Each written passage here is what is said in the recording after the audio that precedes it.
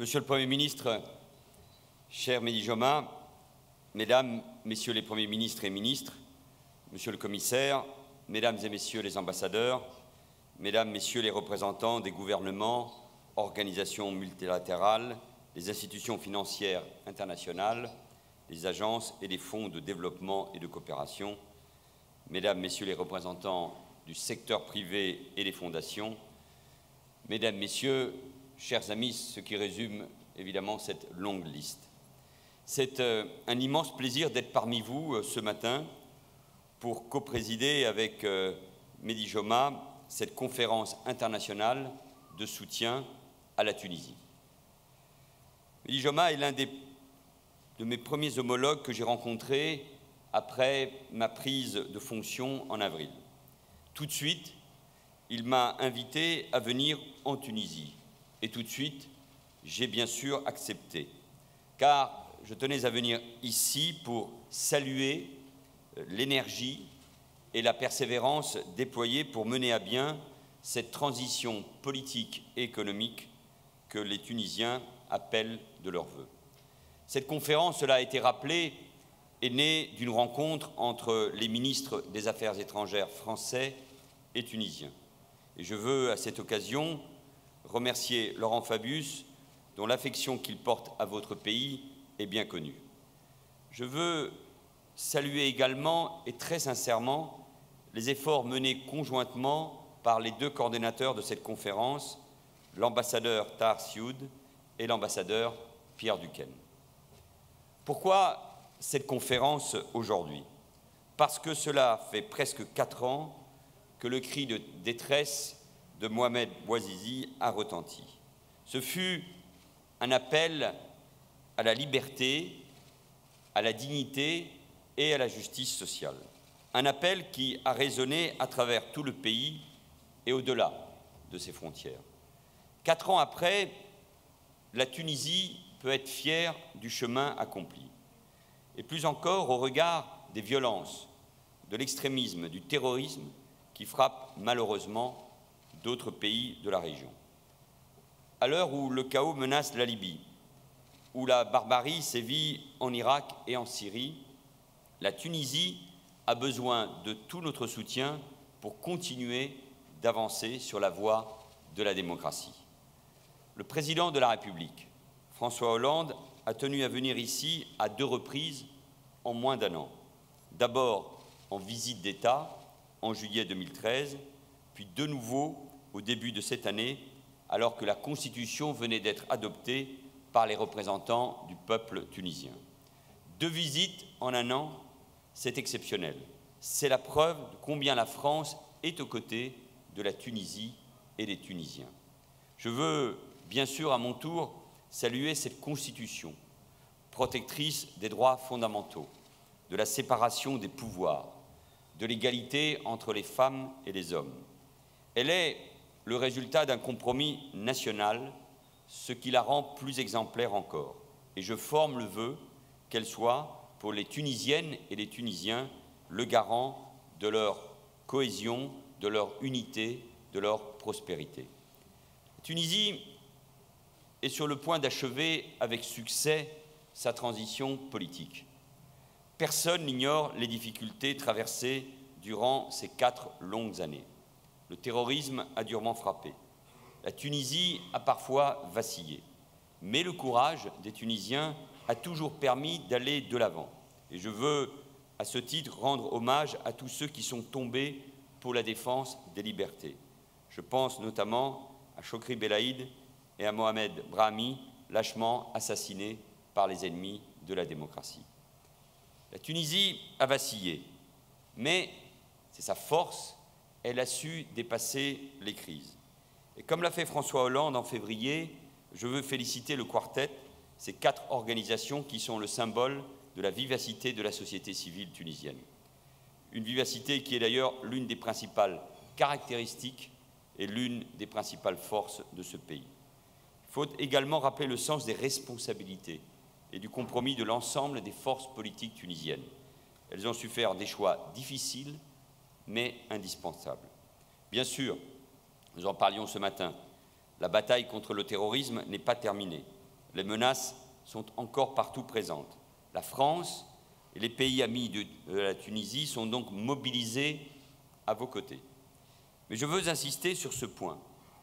La meilleure réponse face à la violence, face au terrorisme, c'est la poursuite permanente de votre quête de démocratie et de liberté. C'est la tenue des élections législatives et présidentielles dans les semaines qui viennent. C'est au peuple tunisien de choisir ses représentants qui pourront alors mettre en œuvre cette aspiration collective à la justice sociale et réaliser les réformes dont la Tunisie a tant besoin pour relancer son économie. La Tunisie achève donc avec succès sa transition politique. Et je ne doute pas qu'elle saura aussi, grâce à vous, Monsieur le chef du gouvernement, réussir sa transition économique. Et c'est la raison de ma venue aujourd'hui à Tunis, avec le ministre des Affaires étrangères, Laurent Fabius, et le secrétaire d'État au commerce extérieur et à la promotion du tourisme, Mathias Fekkel. Notre intention n'est évidemment pas d'arrêter ici le programme que mettront en œuvre les futures autorités élues. Il s'agit d'envisager avec vous des pistes de réforme, en d'autres termes, de baliser la route pour que le futur gouvernement démarre son action aussi rapidement que possible et dans les meilleures conditions. L'économie a souvent été la dimension occultée de cette période post-révolutionnaire. Les défis politiques étaient de taille. Mais ne nous y trompons pas.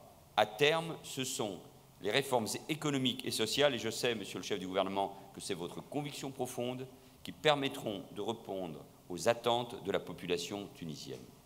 Le temps est compté. Les difficultés économiques appellent des mesures, des projets et plus généralement l'élaboration d'une nouvelle stratégie économique. Le gouvernement tunisien aura besoin des efforts de tous les pays et institutions partenaires qui veulent croire en l'avenir promoteur, radieux, avez-vous dit, de cette start-up démocratie. Il aura aussi besoin de tous les acteurs privés qui ont un rôle déterminant à jouer pour relancer l'économie. Je tiens à saluer l'extraordinaire capacité de l'économie tunisienne à faire face au choc. On oublie souvent que la Tunisie a retrouvé une croissance satisfaisante dès 2012, une croissance supérieure même à celle de certains voisins proches et qu'envieraient sans doute beaucoup de pays européens aujourd'hui.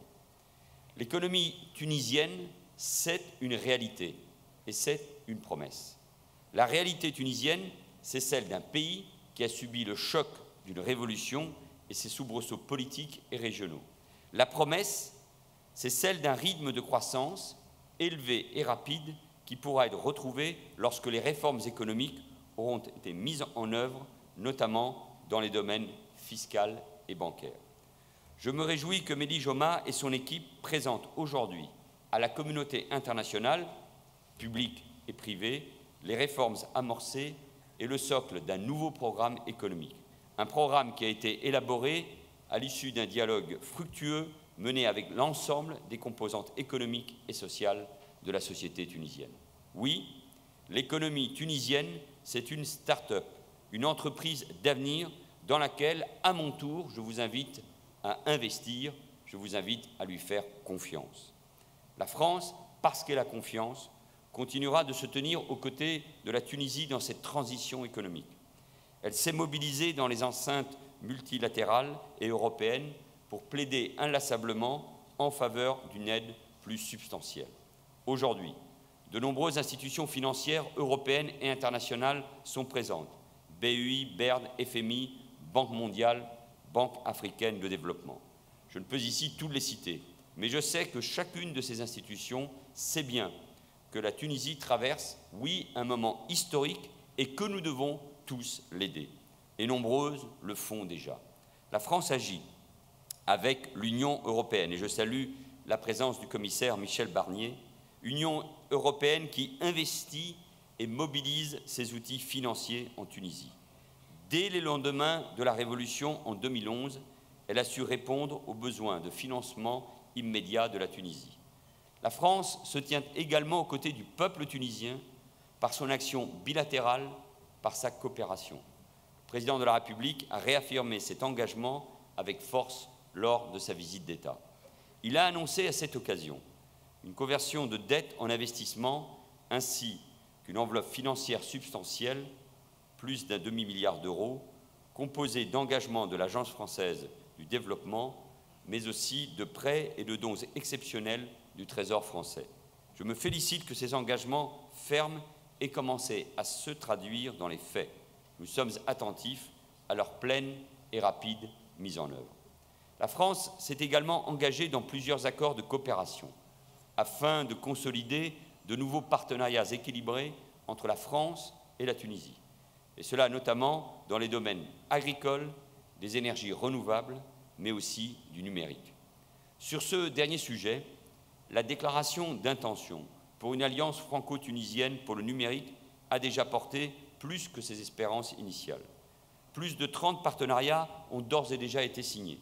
Et je remercie la Tunisie d'accueillir la France comme invitée d'honneur du Salon international AC2 for All, qui se tiendra le 24 septembre à Hammamet, en présence de la secrétaire d'État française, Axelle Lemaire. Le soutien de la France, c'est aussi celui de ses entreprises. La délégation d'entrepreneurs qui m'accompagne prouve, si besoin était, que les entreprises françaises n'ont jamais cessé de croire en la Tunisie. La France demeure le premier partenaire économique et commercial de la Tunisie, premier exportateur, premier pays d'accueil des exportations tunisiennes, premier pourvoyeur de touristes, même s'il doit être prudent sur ce sujet-là, il y a d'autres concurrents, mais aussi premier investisseur en stock comme en flux. Les filiales des 1300 entreprises françaises présentes totalisent près de 130 000 emplois. Et la révolution n'a rien inversé à ce phénomène. Ainsi, l'an dernier, ce sont 4 000 emplois qui ont été créés en Tunisie par des sociétés françaises intervenant dans les domaines de l'hôtellerie, de la banque, de l'agroalimentaire, de la distribution ou encore de la papeterie. Les collectivités territoriales françaises ne sont pas en reste, si j'en juge par le dynamisme des projets de coopération décentralisée. Nombreux prennent forme, y compris, je tiens à le souligner, dans des régions éloignées qui ont un besoin urgent de se désenclaver et de se moderniser. Cher Mehdi, je perçois dans nos entreprises, chez nos investisseurs, une forte envie de pouvoir s'engager davantage. Ce que tous attendent, au-delà de la facilitation de l'environnement des affaires, c'est l'aboutissement concret des nombreux grands projets, la modernisation du port de Rades et des infrastructures logistiques du pays, les stations d'épuration d'eau ou de traitement des déchets, les centrales électriques, l'ouverture de villages innovants dans les énergies renouvelables ou les TIC, ou encore l'ouverture du capital de sociétés et de banques locales. Je sais que le gouvernement tunisien a parfaitement pris la mesure de cette urgence. Et je ne doute pas que la seconde plénière de cet après-midi, dédiée aux infrastructures, saura répondre aux attentes de nos entreprises, dont plusieurs dirigeants se trouvent aujourd'hui avec nous. Mesdames et messieurs, chers amis, ma visite aujourd'hui est un moment de travail, mais elle est aussi un symbole. Si j'ai voulu effectuer mon premier déplacement en tant que Premier ministre hors de l'Union européenne, ici en Tunisie, et je salue mes amis algériens et marocains, c'est pour rappeler la force des liens qui nous unissent et qui plus largement unissent l'Europe au continent africain, ce continent exceptionnel et d'avenir, qui unissent bien sûr les deux rives de la Méditerranée, et de ce point de vue-là, nous avons ensemble tant à faire pour nos entreprises, pour nos peuples et bien sûr pour notre jeunesse. Et notre jeunesse, des deux côtés, des deux rives de la Méditerranée, représente sans doute l'atout le plus exceptionnel. Ici, à Tunis, la France sera demain à vos côtés, monsieur le chef du gouvernement, tout comme elle sera aux côtés du peuple tunisien.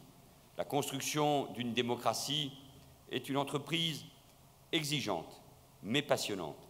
C'est un défi parce que la démocratie, elle est toujours fragile. C'est vrai en Tunisie et c'est vrai en France. Et pour accomplir ce défi, la Tunisie peut compter sur ses amis. Et la France, mesdames et messieurs, est fière d'être au premier rang de ceux-ci. Je vous remercie.